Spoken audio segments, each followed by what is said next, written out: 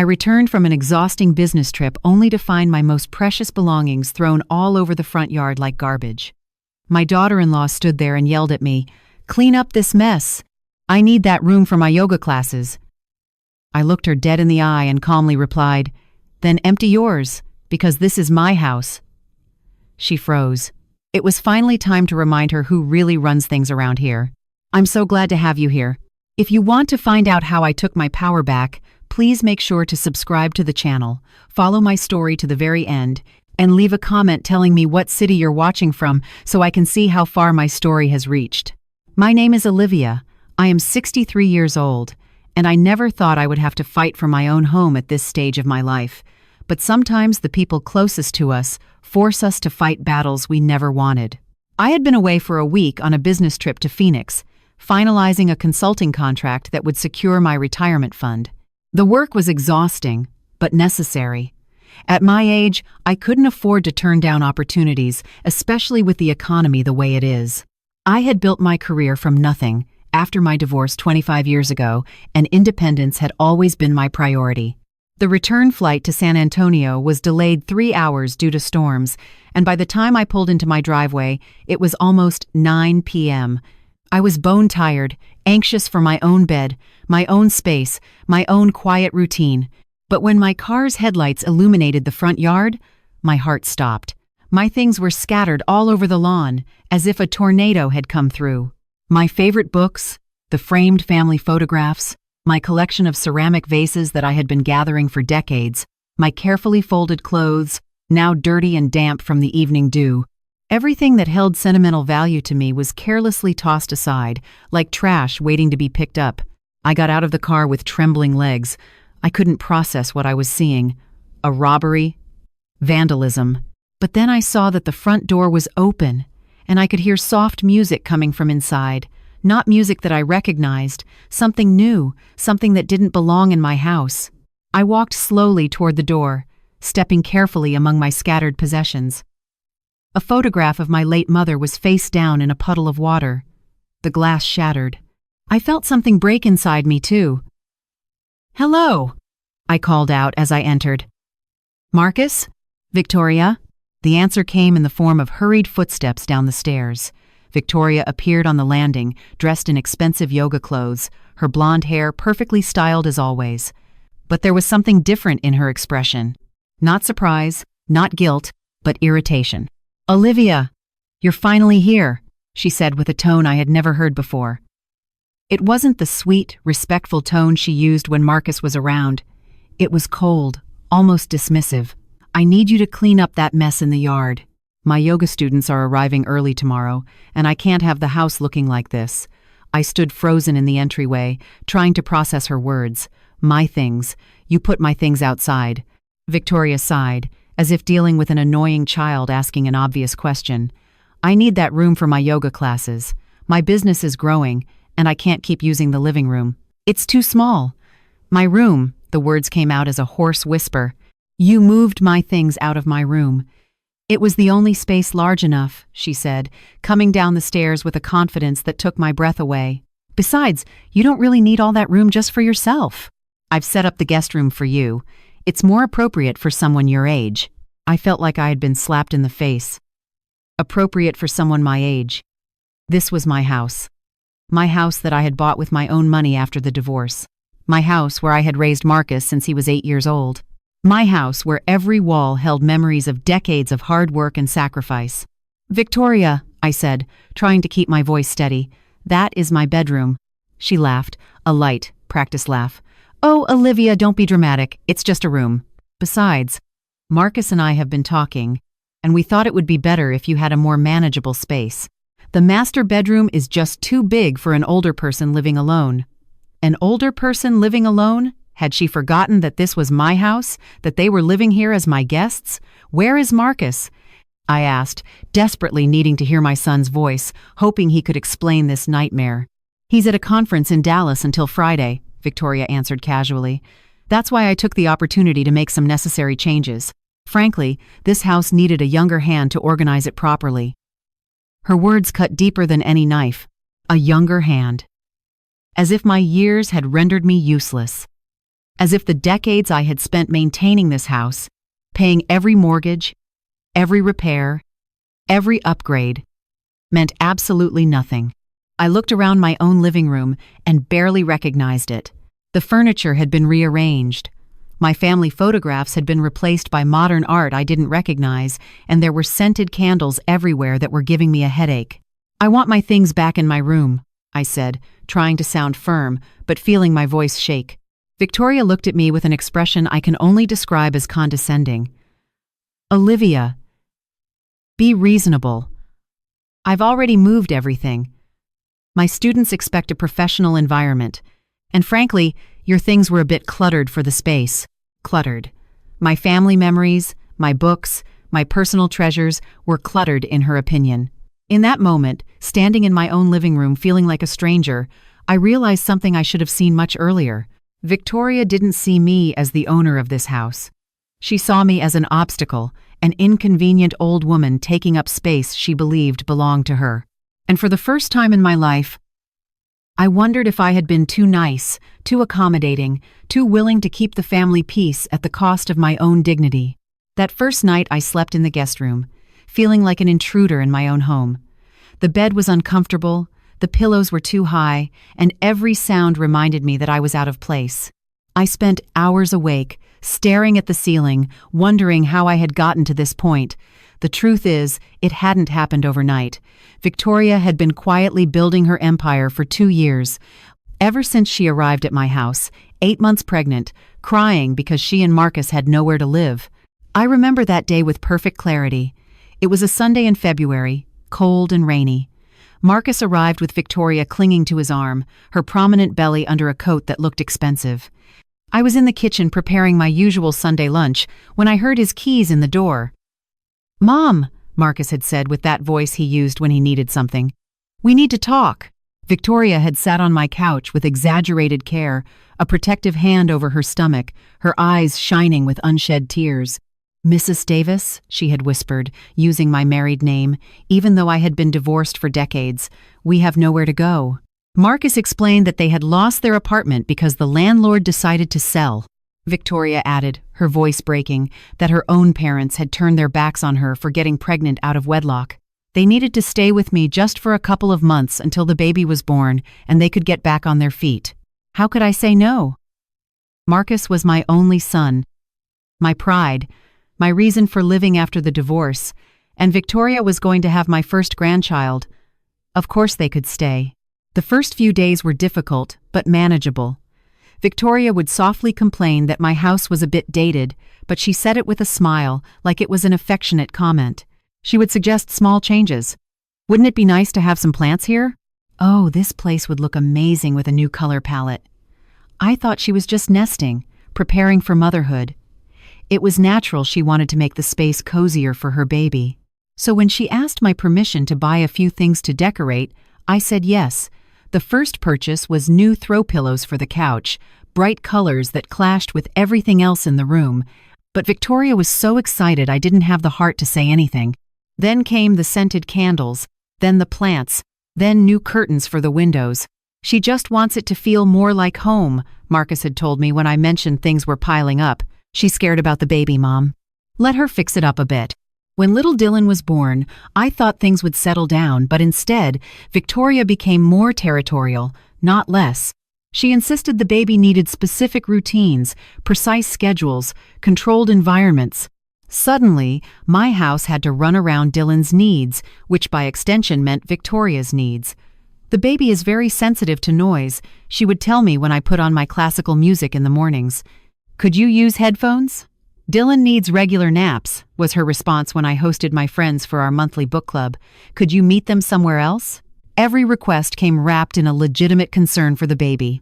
And how could I argue against my grandson's well-being?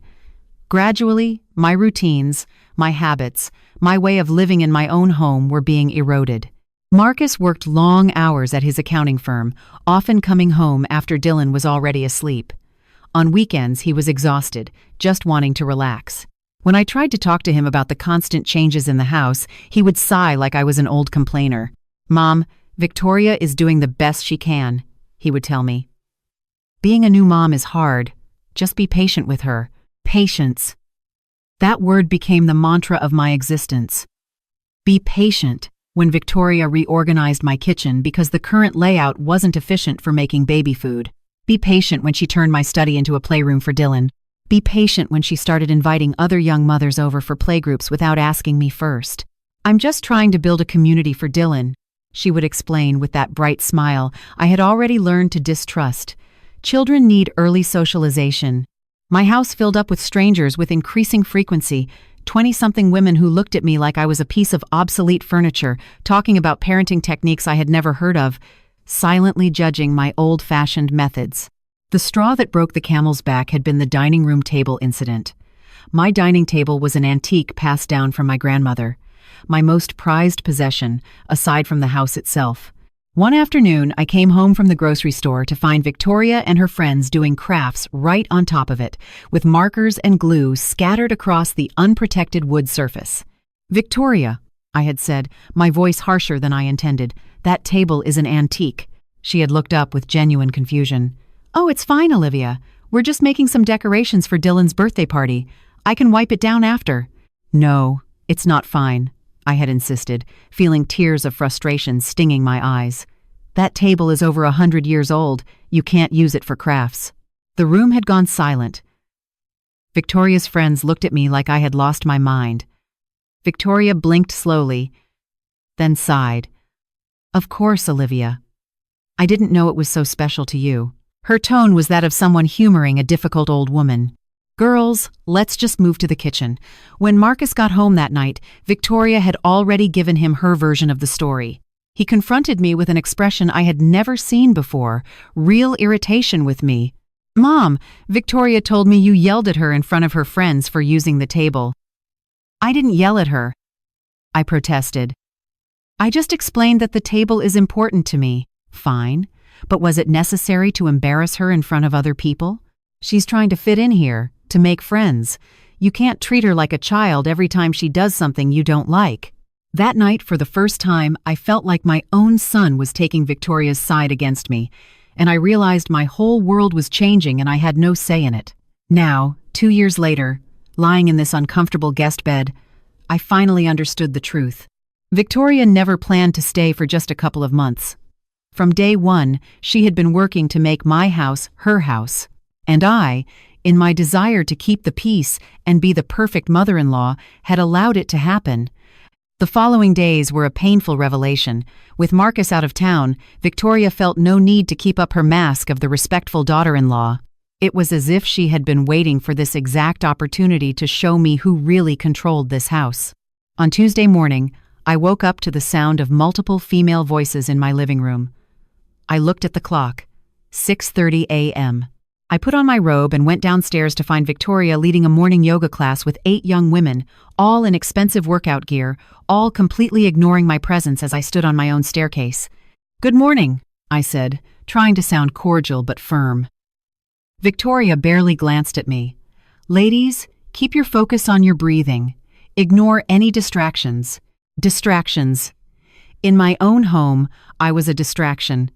I went to the kitchen to make coffee, only to discover that Victoria had completely reorganized my cabinets.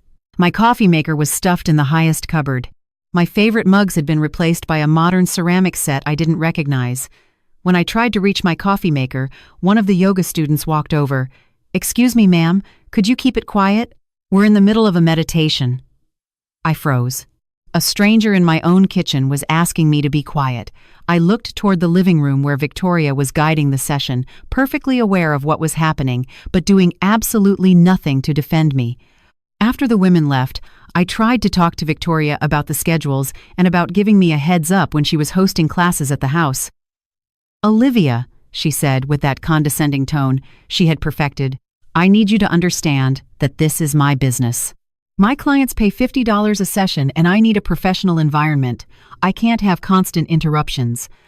But this is my house," I said, hating how weak my voice sounded. Victoria sighed dramatically. "Technically, yes. But Marcus and I live here too, and since I'm the one generating active income with the yoga, I think I deserve some consideration." Active income. As if my 40 years of work, my pension, my savings, weren't real contributions. As if the fact that I paid for all the utilities, the property taxes, the repairs, didn't matter. Besides, Victoria continued, checking her phone as she spoke, I've been thinking that we really need to update this house. My clients have commented that it feels a bit dated. That word again. Dated. Like me. Wednesday was worse. Victoria had scheduled 3 different classes: morning yoga, afternoon Pilates, and something she called a full moon meditation at night. My house became a constant flow of strangers, and I felt like an intruder trying to stay out of the way. I tried to hide out in the guest room, but even from there, I could hear the conversations. The women spoke openly about the house, making comments about the obsolete decor and wondering aloud if the older lady might move somewhere more appropriate for her age. On Thursday, Victoria crossed a line I didn't even know existed. I came home from running errands to find a strange man in my living room, measuring the walls with a tape measure. Victoria was standing next to him, pointing at different areas and talking animatedly. "Excuse me," I said, dropping my grocery bags on the floor. "Who are you?" The man, who looked to be in his 30s and wore a polo shirt with a remodeling company logo, looked at me in confusion. "I'm Jake Morrison from Morrison Home Renovations. Mrs. Davis called me to give an estimate." Victoria walked over with that fake smile I knew all too well. "Olivia, meet Jake. I asked him to come see what we could do to modernize the space a bit. Nothing drastic, just some upgrades that would make the house more functional for my classes." "Without consulting me?" My voice came out louder than I intended. Jake shifted uncomfortably between us. Ma'am, is there a problem? Mrs. Davis told me you were on board with the renovations." "There was no time to consult you," Victoria interrupted quickly. "I know you're very busy with your things, so I thought I could just handle the technical details. We're just talking about some fresh paint, maybe updating a few fixtures, making the space brighter and more welcoming." I looked at Jake, who clearly felt trapped in the middle of a family drama he didn't understand. "Could you give me a moment alone with my daughter-in-law?" After Jake stepped outside, I turned to Victoria. "How dare you call contractors without my permission?" "Olivia, don't get dramatic," Victoria said, but there was something in her eyes I hadn't seen before. It wasn't the usual confidence, it was calculation. "I'm just trying to help. This house needs work and I have an eye for design. I thought you'd appreciate someone taking charge of these details. These are not your decisions to make." Victoria crossed her arms, and for the first time, I saw a flash of the real person beneath the sweet facade. "Really?" "Because I have news for you, Olivia. Marcus and I have been talking a lot lately about the future, about what's best for Dylan, about what's best for this family." Something cold settled in my stomach. "What do you mean by that?" "I mean that maybe it's time you admit that maintaining this big house is too much for a woman your age. Marcus is worried about you, living here alone when he's not around. What if you fell? What if you had a medical emergency? It would make a lot more sense if you considered moving to a more manageable place." The words hit me like a physical slap. "Are you asking me to leave my own house?" "I'm not asking you anything," Victoria said with fake sweetness. "I'm just pointing out realities. This house is too big for one person, especially someone your age. And frankly, with my business growing, I need more space to operate professionally." In that moment, as I stood in my living room listening to this 30-year-old woman tell me my own house was too much for me, something shifted inside me. It wasn't dramatic. It wasn't an explosion of anger. It was more like a switch being flipped on after being left in the dark for too long. "Get out of my house," I said quietly. Victoria blinked. "What?" I said, "Get out of my house. Now." "Olivia, you're being ridiculous. You can't just—" "I can't what?" I cut her off, and my voice had a quality I hadn't heard in years. It was the voice I had used when I was a department head, when I had to make tough decisions, when I couldn't afford to be soft. "I can't ask you to leave my own house. The house that I bought, that I pay for, that I maintain." Victoria opened her mouth as if to argue, but something in my expression stopped her. "You have until Marcus gets back on Friday to decide if you want to be a part of this family on my terms or if you'd rather find another place where you can be the queen of the castle. But this ends now." After Victoria marched up the stairs, I called Jake back in and canceled any future work. Then, I sat down on my couch, my couch, in my living room, in my house, and for the first time in 2 years, I felt like I could take a full breath. But I knew this was just the beginning. Victoria wouldn't give up easily, and when Marcus returned, the real battle would begin. That night, Victoria didn't come down for dinner. I could hear her talking on the phone in a low voice, probably with Marcus, probably painting me as the crazy mother-in-law who had lost her mind. But for the first time in 2 years, I didn't care what she thought of me. I had remembered something I had forgotten. This was my house. I didn't sleep much. I spent the night planning. At 63, I had learned that strong emotions needed to be channeled into strategic actions. And if Victoria wanted to play power games, then I needed to make sure she knew exactly where I stood. Friday morning, bright and early, before Victoria even woke up, I left the house. My first stop was the county clerk's office to check the property records. I knew the house was in my name, but I wanted the official documents in my hands.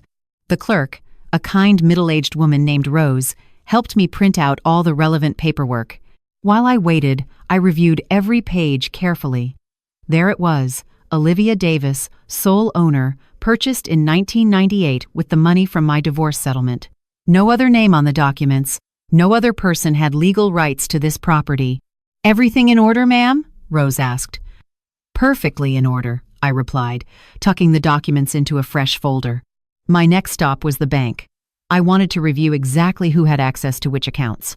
Over the past 2 years, I had given Marcus a debit card linked to my personal account for family emergencies, and I had put his name on the household utility account so he could pay bills if I was away.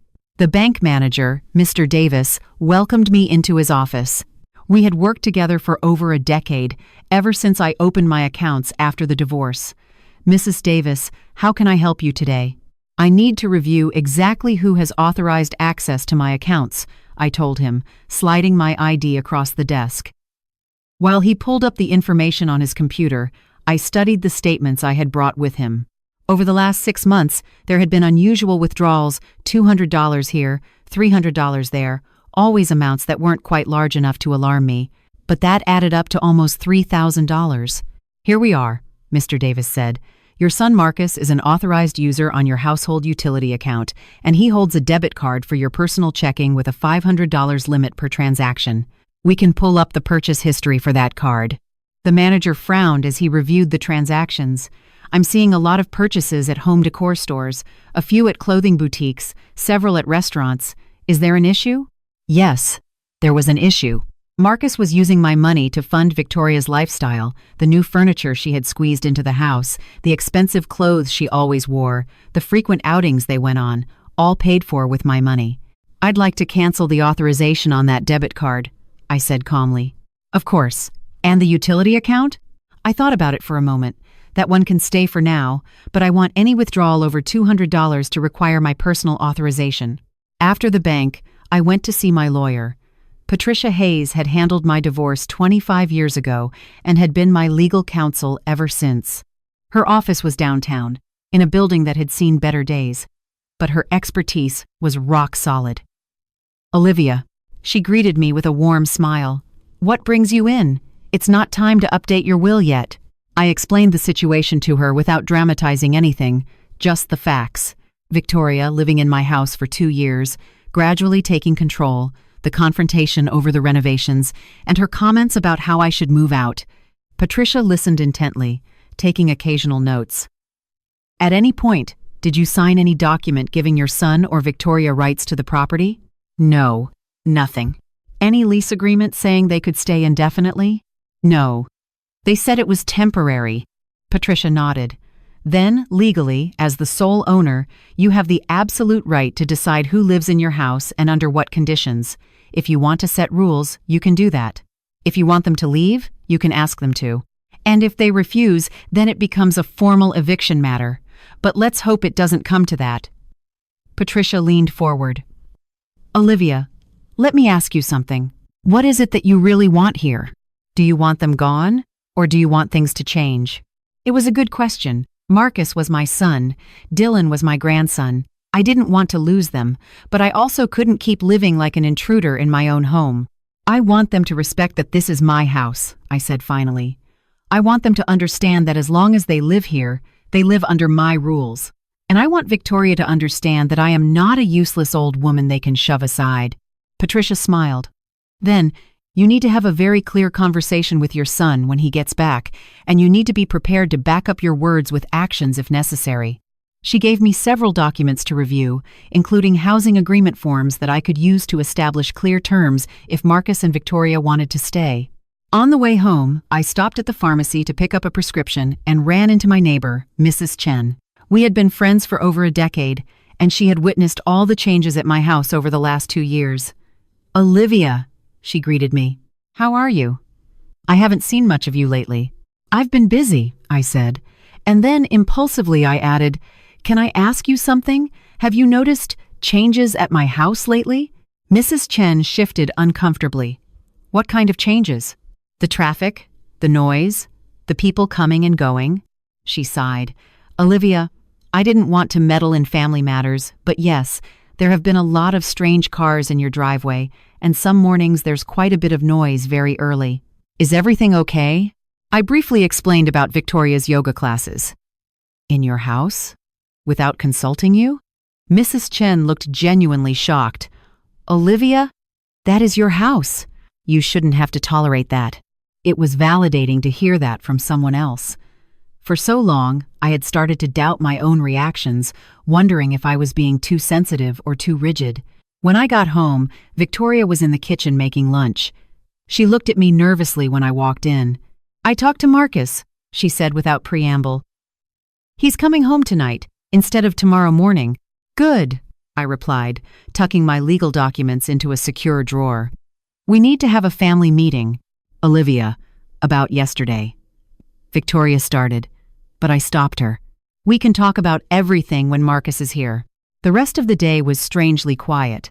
Victoria canceled her classes for the day, and for the first time in weeks, the house felt peaceful, but I knew it was the calm before the storm. Marcus arrived at 7 p.m., his expression serious from the moment he walked through the door. Victoria went to him immediately, and I could tell by her urgent whispers that she was already giving him her version of events. "Mom," Marcus said, approaching me with that expression of forced patience he had perfected over the years. "We need to talk." "Yes," I answered calmly. "We do. Both of you. Sit down. I have some things to explain." It was time for my son to learn who really held the power in this house. We sat down in the living room, the same space where Victoria had been teaching her yoga classes, where she had rearranged my furniture, where she had made me feel like a stranger. But now, with the legal documents tucked safely in my study and the certainty of my rights pulsing through my veins, I felt different. I felt like the owner of this house again. Marcus sat on the couch next to Victoria, who maintained a perfectly rehearsed victim expression. Dylan was upstairs sleeping, oblivious to the drama that was about to unfold downstairs. "Mom," Marcus began, again using that overly patient voice I'd heard far too much over the last 2 years. "Victoria told me what happened yesterday. She says you verbally attacked her and made her feel very uncomfortable in our home." "Our home. Not my home. Our home. Is that the story she told you?" I asked, keeping my voice perfectly level. Victoria leaned forward, her eyes shining with tears that seemed to appear on demand. "Olivia, I don't want to cause problems in the family. I was just trying to help out with some house upgrades. I thought you'd appreciate someone handling those details." "Upgrades." I looked straight at Marcus. "Did she tell you she called contractors without my permission? That she had strangers measuring my living room for renovations I never authorized?" Marcus frowned. "Victoria told me she was just getting estimates. She said you thought it was a good idea to modernize the place a bit." I laughed, but there was no humor in it. "Marcus, did I ever tell you I wanted to renovate my house?" "Well, no. But did I ever tell you I wanted Victoria to run a business out of my living room?" "Mom, that's different. Victoria is building something. She's being an entrepreneur. With my house as her free office space," Victoria interrupted, her voice trembling. "Olivia, I thought you understood that this benefits the whole family. The extra income helps with household expenses." I pulled out my phone and opened the banking app. "Speaking of household expenses, Marcus, can you explain these withdrawals from my personal account? $500 at Pottery Barn last month. $350 at Nordstrom the week before. $275 at that expensive French restaurant last Tuesday. Marcus shifted uncomfortably. Mom, I told you, sometimes we need to use the card for emergencies. Emergencies. I held my phone out so he could see the screen. Expensive clothes and fancy dinners are emergencies? Designer furniture is an emergency? Victoria straightened up, and for the first time, I saw a glimpse of the real person underneath the mask. Marcus, you don't have to justify every expense to your mother. We are adults. Adults who live rent-free in my house and spend my money without permission. My voice stayed quiet, but there was steel in it. Adults who invite contractors onto my property without consulting me. Adults who treat me like an intruder in my own home. Mom, are you overreacting? Marcus said, but there was uncertainty in his voice now. I stood up, walked to my study, and returned with the folder of documents I had gathered. I spread them out on the coffee table. The property records, the bank statements, the paperwork from my lawyer. This house is registered solely in my name, I said, pointing to the official deed. I bought it with my own money in 1998. Nobody else has legal rights to this property. Marcus picked up the papers, reading them with an increasingly grim expression. Furthermore, I continued, I have been paying all the property taxes, all the repairs, all the utilities. For 2 years, I have been financially supporting a family of 3 while being treated like a nuisance. Victoria stood up abruptly. A nuisance? Olivia, that is not fair. We have been living here as a family. Family. The word came out harsher than I meant it to. Families respect each other. Families do not rearrange each other's homes without permission. Families do not spend each other's money without asking. Families do not invite contractors to make changes without authorization. Marcus set the papers down on the table. Okay, Mom. I understand you're upset about some of these misunderstandings. They are not misunderstandings. For the first time, I raised my voice, and they both jumped. They are patterns of behavior. It is 2 years of being gradually pushed aside in my own home. It is 2 years of Victoria making decisions about my property as if it were hers. I turned directly to Victoria. Yesterday, you told me that maybe it was time I admitted keeping this house was too much for a woman my age. You suggested I consider moving somewhere more manageable. Marcus whipped his head toward Victoria, shock written all over his face. You said that? Victoria shrank back slightly. That's not how I said it. I was just concerned for her safety, living here alone when you're not around. I don't live alone, I said firmly. I live with you two. Or, more accurately, you live with me. There is a difference. The room went dead silent for a moment. I could see Marcus processing everything. The documents, the expenses, the accusations. Victoria wrung her hands, clearly searching for a way to wrestle back control of the narrative. Marcus, she said finally, her voice soft and incredibly vulnerable. Your mother is attacking us, and I'm pregnant again. The world stopped. Marcus turned to her, eyes wide. What? I was going to tell you tonight as a surprise, Victoria continued, perfectly timed tears rolling down her cheeks. But with all this hostility, I'm terrified the stress will affect the baby. Marcus immediately went to her, taking her hands. Are you sure? How far along? 2 months, Victoria whispered. I've been waiting for the perfect moment to tell you. And there it was. Victoria's endgame. A new baby to cement her position in the house, to make any confrontation seem cruel, to force me into surrendering once again. But this time it didn't work. Congratulations, I said quietly. That doesn't change a single thing we have discussed tonight. Marcus looked at me in disbelief. Mom, Victoria is pregnant. And that is wonderful, I replied. But Marcus, I need you to understand something very clearly. This is my house. If you want to continue living here, it will be under conditions that I set. Conditions that respect the fact that I am the owner of this property and that I deserve to be treated with dignity in my own home. Victoria clung to Marcus's arm. See? She's threatening to kick us out right when we need stability the most. I am not threatening you, I said, my voice unwavering but not cruel. I am offering you a choice. You can stay here as my family, respecting my authority and my rules. Or you can find your own place, where Victoria can be the queen of her own castle. Marcus ran his hands through his hair, clearly overwhelmed. Mom, this is so extreme. Can't we just talk about this like adults? That is exactly what we are doing, I answered. And as adults, you need to understand that actions have consequences. For 2 years, I have allowed this situation to deteriorate because I wanted to keep the family peace. But I can no longer live like an intruder in my own house. Victoria stood up abruptly, her face red with anger. You know what, Olivia? Maybe you're right. Maybe it would be better if we left. Marcus deserves a mother-in-law who supports his family, not one who constantly attacks them. For a terrible second, I thought Marcus was going to follow her. I thought he was going to choose his pregnant wife over his mother, and maybe a part of me was prepared for that possibility. But then Marcus spoke, and his voice carried a weight I hadn't heard in years. Victoria, sit down, he said quietly. We need to listen to what my mother has to say. Victoria sat down slowly, her expression showing genuine shock for the first time in the entire conversation. Marcus had taken his mother's side, and she clearly hadn't seen that coming. Marcus turned to me, and in his eyes, I saw something I hadn't seen in 2 years. Real respect. Mom, you're right. We've been living in your house as if it were ours, and that isn't right. Tell me what you need from us. Victoria opened her mouth to protest, but Marcus held up a hand to stop her. Victoria, my mother has given us a home for 2 years. The absolute least we can do is listen to what she has to say. I sat back in my favorite chair, the one Victoria had moved 3 times to make more room for her yoga classes, and took a deep breath. This was what I had been waiting for.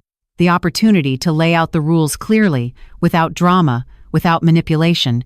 First, I said, looking directly at Victoria, the yoga business ends here. My house is not a commercial studio. If you want to teach yoga, you can rent a proper space. But, Olivia, Victoria started. I just built up my clientele. I can't just... You can. And you will. I interrupted firmly. This is a family home, not a business. My neighbors didn't sign up to live next to a commercial yoga studio. Marcus nodded slowly. That's fair, Mom. Second, I continued, all decisions regarding changes to the house, decorating, repairs, or any physical alterations go through me first. This is my property, and I have the final say on any modification. Victoria crossed her arms. So I have no say in the place where I live? You have a say in your bedroom and in the common areas when it comes to daily use, I replied. But you do not have the right to rearrange my living room, change my decor, or hire workers without my explicit permission. Third, I pulled the bank statements out again. The use of my debit card is over. Marcus, you can maintain access to the utility account for real emergencies, but any personal expenses come out of your own income. Marcus looked ashamed. Mom, I didn't realize we had spent so much. We'll pay you back for everything. I don't need you to pay me back, I said. But I need you to respect that my money is mine. If you need financial help, you can ask me for it directly, like adults. Victoria finally exploded. And we're supposed to ask your permission for everything like we're children? Is that how you want this family to function? I want it to function like any healthy living situation, I answered calmly, with mutual respect, clear communication, and an acknowledgement of who is actually responsible for the home. Marcus leaned forward. Mom, what happens if we can't meet these conditions? Would you really kick us out? It was the question I had been avoiding, but I knew I had to answer it. I looked at my son, the boy I had raised alone, the man who had become my greatest pride and my greatest disappointment all at once. Marcus, you will always have a place in my home and in my life. You are my son, but that place comes with the expectation that you treat me as your mother and as the owner of this house, not as an inconvenient old woman you have to tolerate. I turned to Victoria. And you, Victoria, are welcome here as my son's wife and the mother of my grandchildren. But you need to understand that you are a guest in my home, not the lady of the house. Victoria stayed quiet for a long time. I could see the internal struggle on her face, the anger of losing control, the calculating of her options, the realization that she really didn't have any viable alternatives. And if I accept these conditions, she finally asked, What guarantee do I have that you won't just change the rules whenever you feel like it? The exact same guarantee I've had for 2 years, I answered. None. But unlike you, I haven't been constantly changing the rules. I've been trying to accommodate changes that others made without consulting me. Marcus cleared his throat. I think Mom's conditions are reasonable. Victoria, we need to accept that we've been living here as guests, not owners.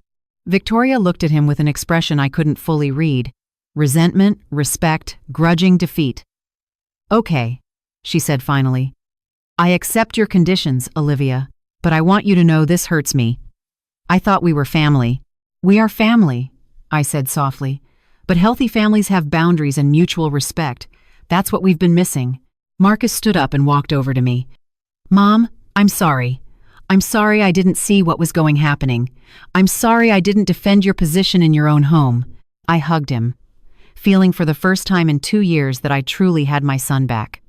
The important thing is that you understand it now. Over the next 2 weeks, everything changed gradually. Victoria canceled her yoga classes and started looking for a studio to rent. She returned my master bedroom to its original state, moving her yoga equipment into the garage. She even apologized to the neighbors for the disturbances. It wasn't easy for her. I could see the frustration in her eyes when she had to ask my permission to invite friends over, when she had to use her own money for personal purchases, when she had to acknowledge that I had the final authority in household matters. But Marcus supported her through the transition, and gradually, I saw glimpses of the person she could be when she wasn't trying to control everything around her. One morning, while I was drinking coffee in my own kitchen, out of my own mug, reading my newspaper in peace, Victoria came downstairs with Dylan. Good morning, Olivia, she said, and for the first time in 2 years, it sounded genuine. Good morning, Victoria. How did you sleep? Good, thanks. She poured herself a cup of coffee and sat across from me. I wanted to let you know I found the perfect studio downtown. It's small, but the price is right, and it's near the city's yoga district. That sounds wonderful, I said. And I meant it. I also wanted to thank you, she continued, playing with her mug. I know these last few weeks have been tough, but I think you were right. I needed clear boundaries. I looked at her for a moment, searching for signs of manipulation, but I only saw tired sincerity. Victoria, I want you to know I didn't do this to punish you or to be cruel. I did it because I needed to reclaim my place in my own life. She nodded. I understand that now. And I want you to know I'm going to work on being a better guest. A better daughter-in-law. You don't need to be perfect, I told her. You just need to be honest and respectful. Marcus appeared in the kitchen, already dressed for work. He walked over, kissed Victoria's forehead, then mine. How are my favorite women this morning? He asked. Victoria and I exchanged a look, and for the first time, we smiled genuinely at each other. We're doing well, I said. We're learning how to be a family again. 6 months later, Victoria gave birth to a beautiful little girl they named Sophie. As I held her for the first time, feeling the perfect weight of my new granddaughter in my arms, I realized I had done the right thing. I hadn't destroyed my family by setting boundaries. I had saved it. Victoria never went back to being the manipulative person she had been before. She was still ambitious, still strong-willed, but she had learned to channel those traits in ways that respected the people around her. Her yoga studio thrived, and she started contributing financially to the household without being asked. Marcus became a better husband and a better son, more aware of family dynamics and more willing to mediate when minor conflicts arose. And I, at 63 years old, had learned something incredibly valuable. It is never too late to reclaim your power, your dignity, and your place in your own life. As I write this, sitting in my study in my own home, I can hear Dylan playing out in the yard and Victoria singing to Sophie in the kitchen.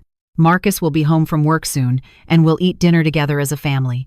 But this time, I know exactly who I am in this family. I am Olivia, the matriarch, the owner of this house, and the woman who finally learned that love without respect is not love at all.